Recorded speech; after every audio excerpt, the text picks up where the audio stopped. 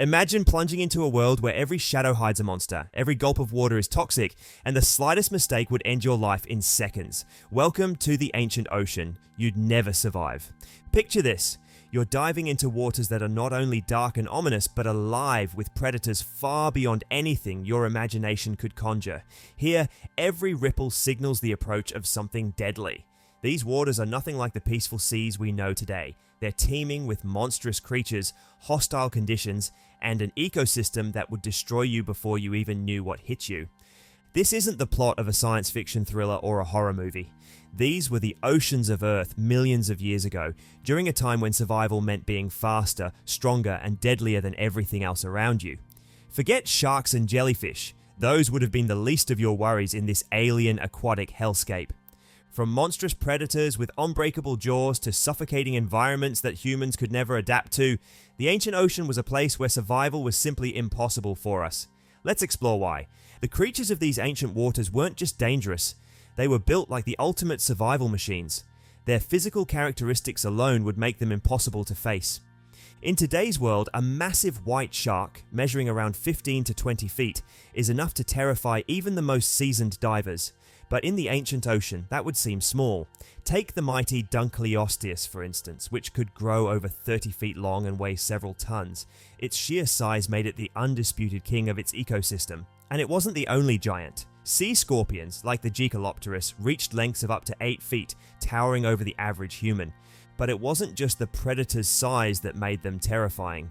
Even some prey animals, like ammonites, could reach several feet in diameter, their coiled shells large enough to crush anything they couldn't escape from. Against such massive creatures, a human's mere 5 or 6 feet would look laughably insignificant. It is an acknowledgement that size undoubtedly included length, but it also included the total mass. This much described the ancient ocean as being tank-like in its build. Dunkleosteus was muscular and hence huge and wholly formed by bones and armor. It weighed several tons, and its density rendered it nearly unstoppable. Besides, leviathan-like creatures such as ancient whales, which weighed hundreds of tons, were not even considered.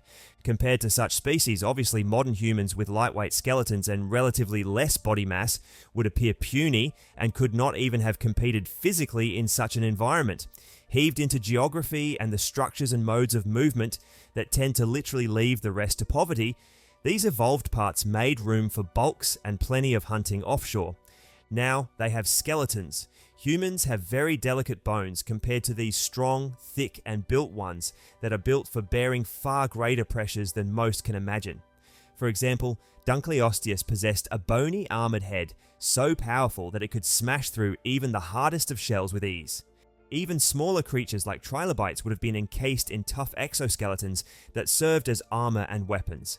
Just surviving the pressure of the ancient deep would have been impossible for us, much less dealing with the creatures that called it home. In the ancient ocean, brute strength wasn't just an advantage, it was essential for survival. This wasn't an ecosystem that allowed for weakness. There were definitely incredible predators of ages past who could qualify as supreme athletes, the strongest and fastest, but perhaps most importantly, the most relentless. In the jaws of Dunkleosteus, one would find the assurance that whatever came its way could be bitten in two. Think of an animal that could muster the strength of a modern-day croc multiplied several times over. That's what helped increase the violence. Each bite's immense forces broke bones, crushed shells, and obliterated what stood in its path. Sculptured into a monster, one hailed the astonishing stygobites who resided on the ancient seas. These huge arthropods bore pincers powerful enough to slice prey as though it were correspondingly surgical. They were destructive though, they were incredibly fast. The Gecalopterus hunted by ambushing its quarry, dragging it down laboriously into watery depths long before the prey even had a chance to react. Another example would be the Helicoprion with a spiral of teeth in its jaws like a buzzsaw.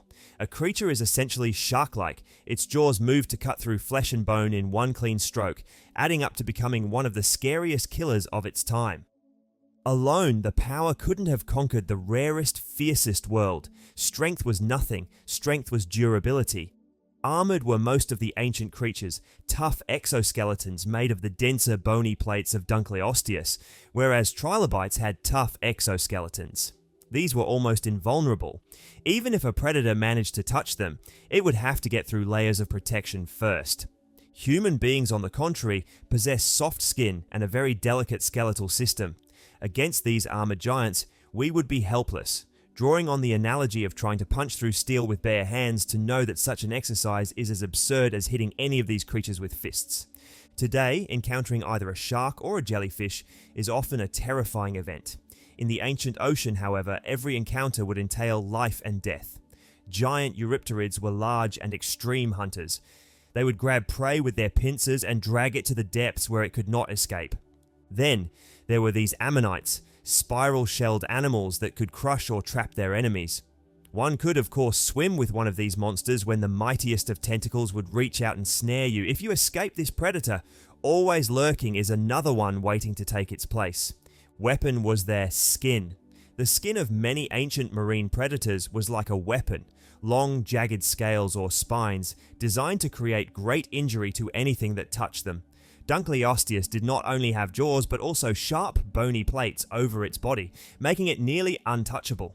And let's not forget about their claws and pincers. Sea scorpions had pincers that could slice through bone, while smaller creatures like trilobites had sharp appendages designed for defense.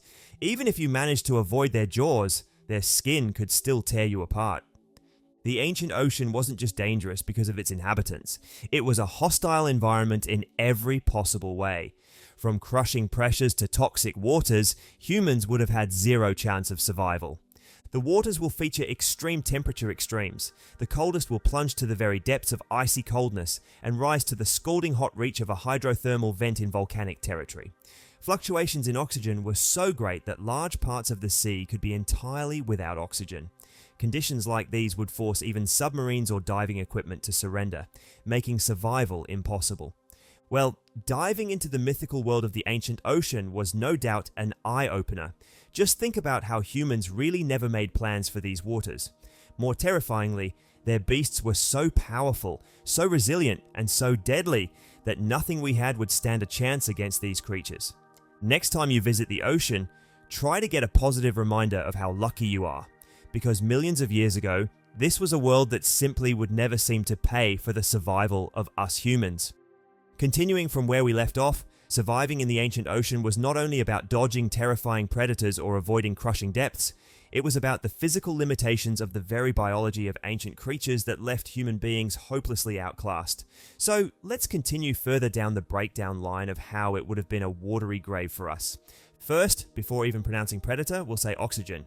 Breathing in these prehistoric waters was impossible for humans, not just because we lacked gills, but even modern adaptations for breathing wouldn't cut it.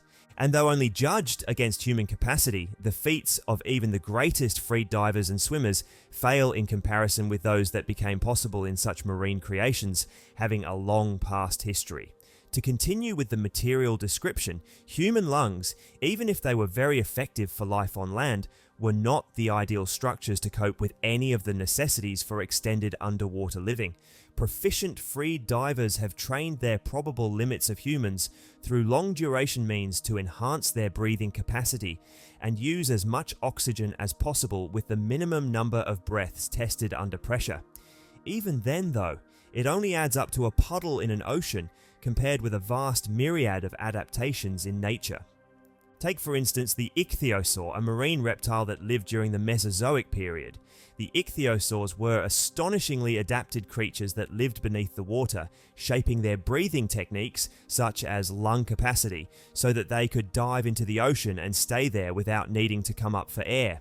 They had larger lungs, and not just that, these were evolutionary miracles in lung technology, re-engineered such that they could utilize and store maximum oxygen at every single breath taken. Such efficiency was meant to allow the organism to live where the able-bodied actually took in oxygen, enabling it to hunt, escape from predators, and traverse the long underwater paths it used to travel. It is completely different for humans, where anatomical and physiological parameters end up with relatively small volumes. In contrast, ichthyosaurs could take a full breath and hold onto it while plunging deep down in weirdly dark environments where danger often lurks. To put it mildly, humans have swimming challenges that are very well understood. Even after extreme training, we face the limitation of not only our lung volume, but also the amount of oxygen that we can process into our bloodstream at one moment. A human can normally utilize only part of the 6 liters of lung capacity.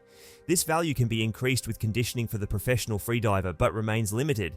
Under such conditions, however, the ancient oceans served as a brute and savage environment with irregular currents, disorienting changes in pressure, and a myriad of predators hunting. Survival for many marine animals like ichthyosaurs was dependent mainly on spending as much time underwater as possible and networking among dangers of death without surfacing frequently. Picture yourself in such a world as human diving. Even your saccharine breath before diving is insufficient to meet what this environment demands. Currents would be unendingly pushing and pulling you in one direction or another, and predators would have you moving in a hurry with tactics in mind at all times. Without an oxygen-hungry dive and the ability to hold your breath for a very long time, suddenly your chances of surviving plunge dramatically. It is precisely this contrast that illustrates the terrestrial-aquatic adaptations.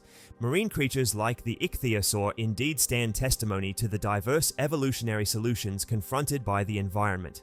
Their marvelous ability to store oxygen and use it to the maximum extent allowed them to dominate their field in ways that human beings could never dream of. For us, the ocean is still one of those environments where dependence on frequent intake of air comes close to being described, thus emphasizing adaptations through which such pelagic creatures exist. The creatures of the ancient oceans needed a lot of energy to breathe and survive. Predators like mosasaurs, which could grow to be 50 feet long, are marine reptiles with a metabolism that demands huge energy payments as they hunt and move. As for humans, they'd have been completely underfed. Even if somehow you avoided being food, it wouldn't take long in a food-scarce environment with fierce competition to leave you whimpering. The energy that you would burn trying to keep afloat, evade predators, and make it past the harshest of environments would leave you exhausted, and that's if the cold water didn't sap your strength first. This shows that from the most primitive form, humans are turned into endurance runners, which is something that almost no animal on the earth possesses. In fact, this quality gives the ancient man a rather unique effect. It is speed combined with a very high degree of stamina with hunt persistence man. This was the process of chafing the breath from the favorite prey until it became easy, or in that way escaping from the mighty predator that could not stand the long distance he covered. The unique attributes of skeletal structuring, such as a vertical posture, long legs, and the most effective thermoregulation through sweating, will contribute primarily to such gains. These characteristics not only allowed early humans to survive, but also to flourish in all habitats where enormous efforts were required to cover miles of land in search of food and hunting or migration.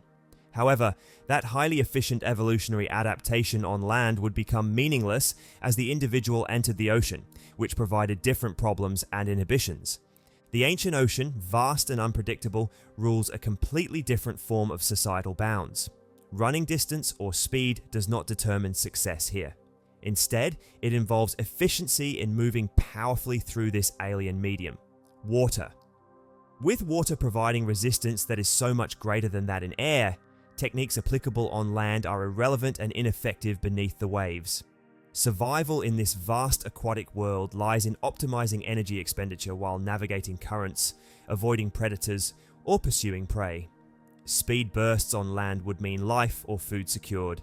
In the ocean, they require a different approach: smoothness of movement and adaptability, as well as staying power within 3 dimensions.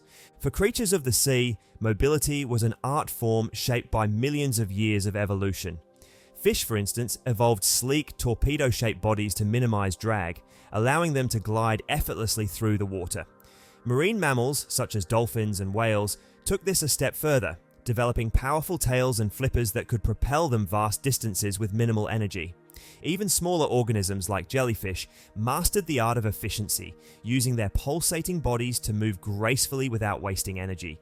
The goal was to thrive in an environment that required constant innovation and adjustment, not just for transportation. For ancient humans, entering the ocean meant confronting these limitations head-on. Without fins, tails, or gills, we are not naturally equipped for efficient aquatic movement. Our bodies, designed for running and walking, are ill-suited to the dense and resistant nature of water. Even with tools like boats or swimming techniques, our capacity to move in the ocean remains limited compared to its native inhabitants. The shift from land to water highlights a profound divide in evolutionary adaptations, emphasizing that mobility in one realm does not translate to another. In essence, the story of mobility on land and in the ocean is a tale of two worlds. On land, our ability to run long distances defines us as endurance champions, combining speed, stamina, and intelligence to dominate our environment. But in the ancient ocean, success was about more than just speed. It was about mastering the art of movement in a completely foreign domain, one where power, efficiency, and adaptability reigned supreme. Let's break this down. Humans are excellent at maintaining stamina on land, but water changes everything. Unlike on solid ground, water resistance slows us down significantly, making it nearly impossible to reach the speeds needed to outswim even the slowest predators. Meanwhile, creatures like the plesiosaurus were built for speed, with powerful flippers that propelled them through the water like torpedoes. Their streamlined bodies allowed them to move efficiently and quickly, covering vast distances with minimal effort. And then there's the megalodon. This prehistoric shark wasn't just massive, it was also shockingly fast. With a torpedo-shaped body and powerful tail, the megalodon could reach speeds of up to 11 miles per hour, far outpacing any human swimmer. Your stamina would be meaningless when faced with something that could close the distance in seconds. The difference comes down to muscle fibers. Humans rely on a combination of slow twitch and fast twitch muscles to balance speed and endurance. But ancient predators were all about fast twitch power. These muscles allowed them to deliver explosive bursts of speed and power, whether they were lunging at prey or escaping from a bigger predator. Take the Leopleurodon, a marine reptile known for its powerful bursts of speed. Its muscles were optimized for quick, devastating attacks. Humans with our relatively weak and slow twitch heavy muscles wouldn't have stood a chance. Our best sprint in the water? A leisurely swim to these creatures. As terrifying as these creatures were, it's worth pausing to appreciate the incredible diversity and complexity of life that once thrived in these ancient oceans.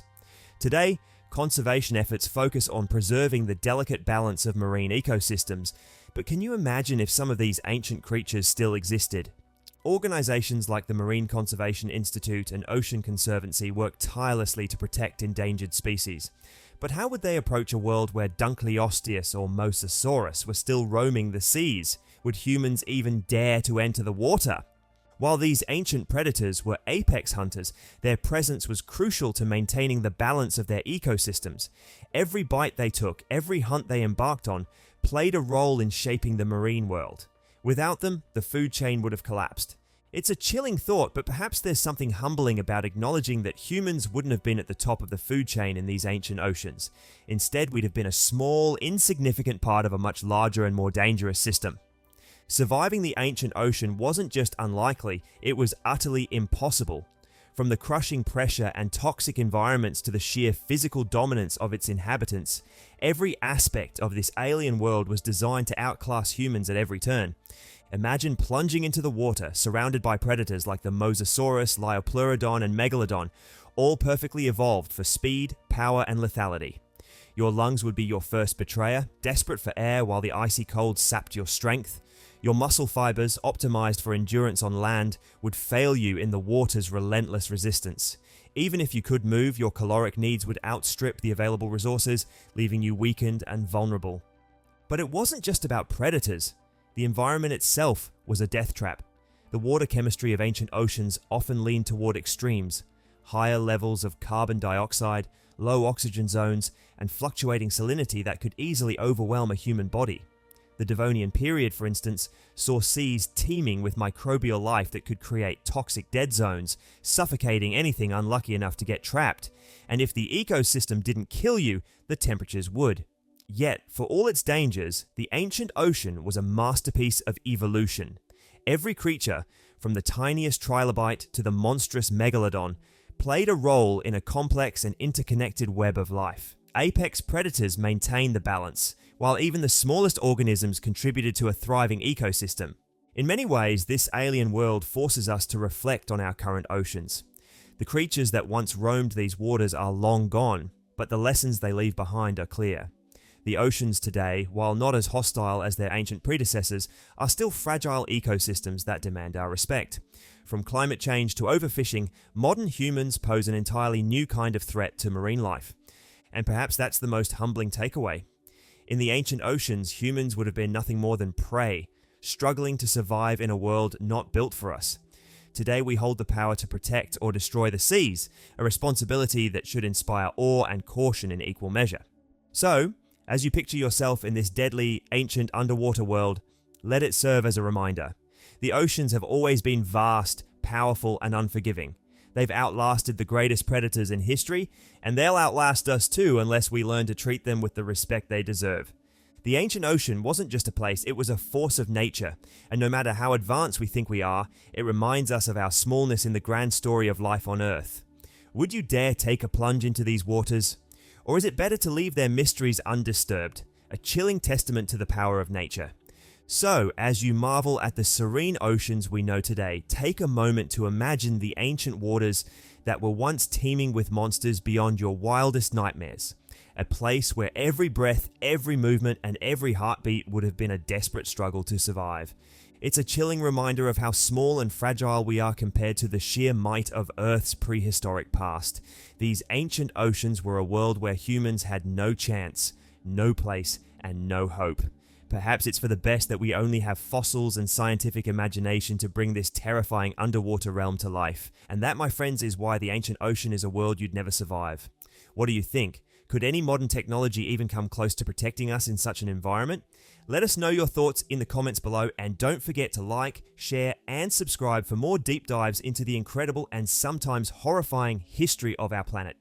Until next time, stay curious and safe.